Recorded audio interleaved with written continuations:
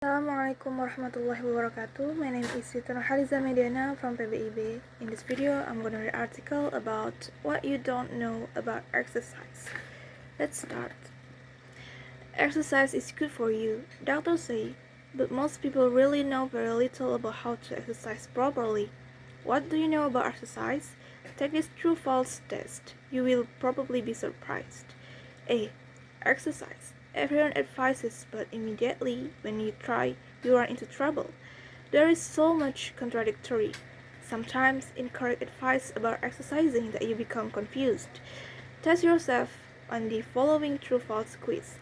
It will tell you what you need to know. 1. The best way to reduce the midsection is to do abdominal exercise. False. Many people believe that when specific muscles are exercised, the fatty tissues in the immediate area are burned up. The truth is that exercise burns fat from all over the body, and not from one specific area. Regardless of the type of exercise, of course, if you reduce the fat throughout your body, you will certainly see results around your waistline too. 2. To maintain an adequate level of physical fitness, you need to exercise only twice a week. False. Studies conducted by NASA, the National Aeronautic and Space Administration, show that unexercised muscles lose their strength very quickly. After 48 to 72 hours, you must use the muscles again to re-establish the good physical effects. And what does that mean to you? NASA scientists concluded that while daily exercise is most beneficial, 3 alternating days each week will maintain an adequate level of physical fitness. 3. To lose weight, you should always work up a good sweat when exercising. False. Sweating only lowers body temperature to prevent overheating. It does not help you reduce. You may weigh less immediately after a workout, but this is due to water loss. Once you replace the liquid, you replace the weight. 4. You burn more calories jogging 1 mile than walking the same distance.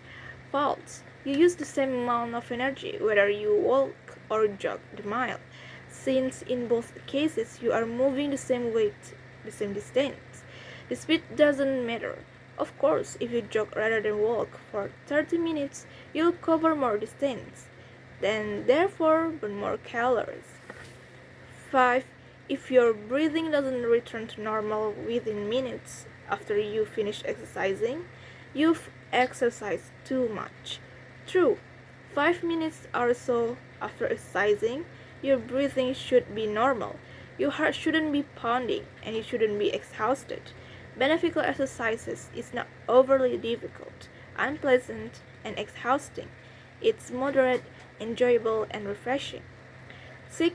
Walking is one of the best exercises. True, walking helps the circulation of blood throughout the body and thus has a direct effect on your overall feeling of health. 7. Vigorous stretching exercises keep muscle flexible. False. Stretching exercises, for example, twisting or bending at the waist, touching your toes, should be done slowly. Allowing the muscle to relax and let go. Vigorous stretching makes the muscles become tighter. 8. The minimum amount of time you should spend exercising in a day is 20 minutes. True, there are more than 400 muscles that attach to your skeleton. A good exercise routine should contract and stretch all these muscles, and this simply can be done with 4 or 5 exercises in 5 or 10 minutes. From experience, I've found that about 20 minutes is the minimum amount of time needed for an adequate workout. B. How long it takes you to become physically fit depends on how unfit you are when you start. If you are out of condition, you certainly can shape up in 20 days. However, shaping up doesn't do any good unless you plan to stay in shape. And that means exercising from now on. It takes as much exercise to stay in shape as it does to get there. But The work won't seem as hard after a while because your body will be in good condition and all the moves will seem easier.